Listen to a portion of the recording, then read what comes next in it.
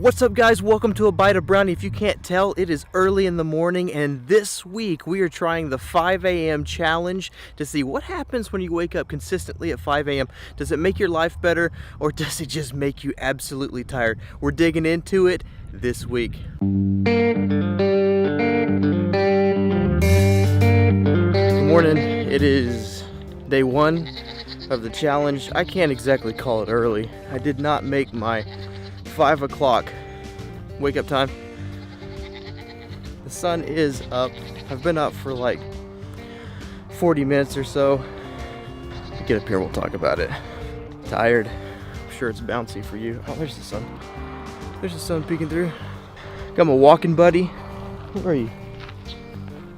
Alright, here's the deal. I set my alarm. You know the challenge. I'm trying to wake up at 5 o'clock every morning because...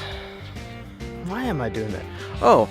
Because it's kind of one of those like thematic elements that have been going on in my life. I'm sure you guys know because we all have them.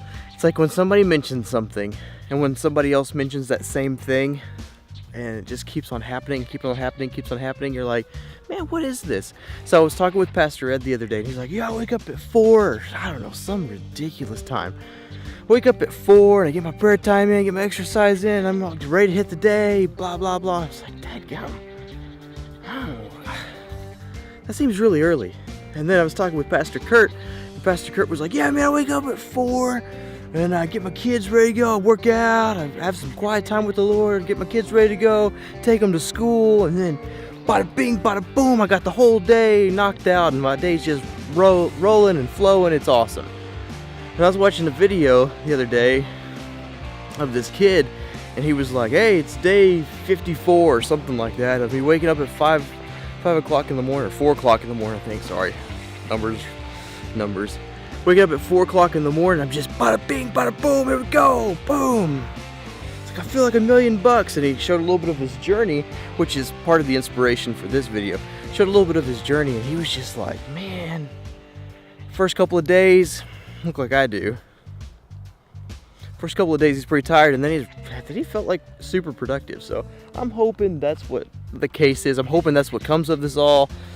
Oh man, I've got my big camera out today. I have to swap out arms for sure, or won't have to do arms today for my workout. Anywho, set my alarm. I was gonna try and gradually gauge into this thing and wake up at... First side effect, first issue is that you're not completely here. I am still waking up. I'm sure you can see it on my face, but like, I'm having trouble carrying a conversation with you guys and remembering where I'm at. I want to wake up earlier. I don't know if I want to wake up at 4 o'clock. I want to wake up at like 5, maybe 4:35, so I can get most of my editing done, so I can get my nights back with my wife. I don't have any time with Jesse anymore. Between all of our groups and stuff, we get in very late. I still have editing to do, so if a group lasts till like 10 or 11 at night, I still have editing to do on top of that, and I'm tired after that, and I just want to have time. I want to have time to sit around, maybe watch a movie, maybe just talk with Jesse. That would be amazing. What do you think about that? That's the goal, is to wake up earlier and earlier. Today, missed it. I woke up in the middle of the night. Here's tip number 1 for Jared. For me. You're Jared. Hello, me. Tip number 1 is don't make decisions in the middle of the night. If you made a decision at 10:30 in the evening that you're going to wake up earlier, you cannot change that decision at 2 o'clock in the morning because you can't remember why you wanted to wake up early. That's going to be a no. Number 2... What was number 2? See what I'm talking about? What was number 2? Oh, number 2, it all starts in the nighttime. I can already tell that. I've heard that in several videos. I've kind of been researching this since some of the stuff I told you. Everybody who wakes up early says that you go to bed at like 8:30, 9 o'clock, 10 at the latest. Well, I have groups at those times, so I'll do my best. But definitely can tell that if you want to be successful in the morning, you gotta go to bed early. Went to bed at 10:30, which is really early for me, and I'm feeling pretty good this morning. I mean, I'm tired, I'm foggy for sure up here, but I don't know.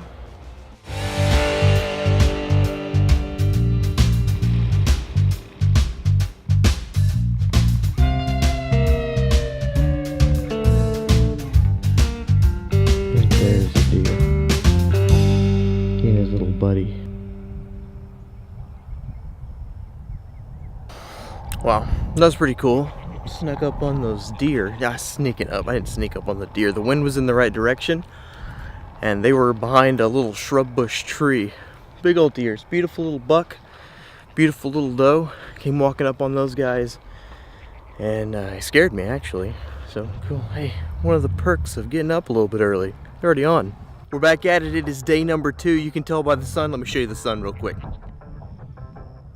You can tell by the sun that we're up a little bit earlier this morning. We still haven't hit the 5 a.m. mark, but let me give you my reports from day number 2. Day 2, I have to say I'm quite a bit more refreshed. I'm quite a bit more alert. I wasn't with you yesterday. When I woke up yesterday, I was tired. I mean, it felt good about getting up, just more excitement about starting a new challenge, starting a new day. But today, for sure, I'm a lot more with it. I actually woke up before my alarm went off. I'm setting my alarm gradually closer to 5 a.m.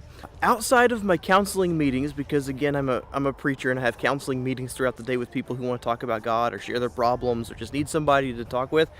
Those come up. Those are scheduled throughout the day, but there's surprise things where somebody goes into the hospital and you have to go up and see them and all that stuff. Outside of those things, the stuff that I had planned for the day, it was all done. Editing, everything was done by 2 o'clock because I got up so early. I gotta say, I don't know. I don't want to loop myself into something because there's a tiredness to waking up at 5 o'clock, but day 2, feeling good, feeling strong, back at it. Tomorrow morning is going to be the test because tonight's so late. And that's really one of the huge major keys, is getting to bed early so that you can wake up early. This morning, I got up before my alarm because I went to bed at a really good hour. Tomorrow, we'll see how it goes. So we will see you tomorrow for day 3. Let's take a look at some B-roll. If you're looking for some crazy, I'll tell you everybody's standing in a line for the water slide. Bonus tip, taking your cell phone out of the equation is key. If you want to try and go to bed on time, cell phone needs to go to bed at a certain time. Some people put it in a different room. That's not really for me because I need to be available for people to call me. It's part of the job. If you want to get up and get anything done in a day, you might want to not look at it. It really hinders the morning productivity. You end up spending, like this morning, instead of getting out here way before the sun came up, I was looking at a couple messages that I had gotten over the night, just habit, didn't mean to get back into it, just habit, went to see what the blinking light on my phone was for. 20 minutes later, 30 minutes later,